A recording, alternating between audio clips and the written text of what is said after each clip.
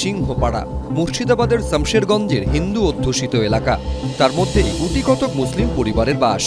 কিন্তু হিংসার আগুনে যখন জ্বলছে শমশেরগঞ্জ, তার মধ্যেই মুসলিম প্রতিবেশীদের বুক দিয়ে আগলে রাখলেন হিন্দু প্রতিবেশীরা। মুসলিম সম্প্রদায়ের বাড়ির বাইরে কড়া পাহারায় হিন্দু সম্প্রদায়ের মানুষজন। নৈরাজ্যের মুর্শিদাবাদে সম্প্রীতির এক উজ্জ্বল পাঠ পড়ালেন সিংহপাড়ার বাসিন্দারা।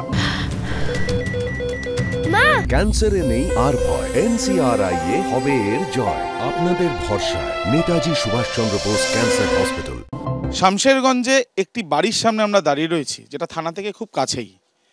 এই বাড়ির ঠিক পাশে একটি মন্দির রয়েছে, কিন্তু বর্তমানে যে বিভিন্ন পরিস্থিতি তৈরি হয়েছে তাতে এই বাড়ির সামনেও এলাকার বেশ কিছু যুবক তারা দাঁড়িয়ে থাকছে ঝামেলা বা হামলা করার জন্য নয়, পাহারা দেওয়ার জন্য। কাকুরা বললো কি হ্যাঁ থাকো, তো আমরা সাহস করে থাকলাম, কি আমাদের তো পাশে আছে, ওদের জন্য আমরা এই সাহস করে আরও আছি, থাকতে বললো সব।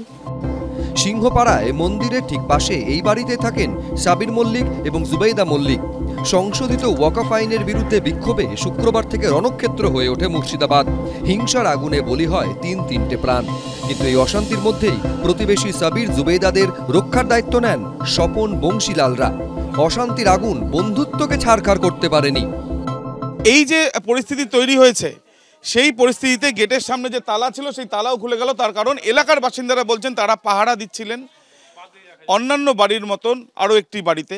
যে বাড়িতে যারা থাকেন তারাও জানাচ্ছেন যে তারা আজকে আশ্বস্ত হচ্ছেন শুধুমাত্র এলাকার বাসিন্দারা পাহারা দিচ্ছেন বলে।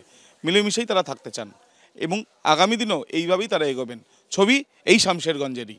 ইনাকে আমি বলে গেছি আমরা সন্ধ্যার সময় যে তোমরা নিঃসন্দেহে থাকো, তোমরা কোনো ভয় করবে না, আমরা আছি। আমাদের একসঙ্গে মিলেমিশে থাকা সব দিনই আছে আর আগেও থাকবে।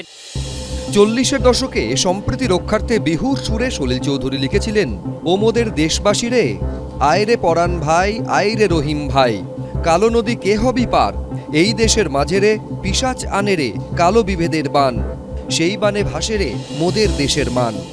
মুসলিম প্রতিবেশীদের পাশে দাঁড়িয়ে এই ঐতিহ্যই অটুট রাখলেন সিংহপাড়ার হিন্দু বাসিন্দারা।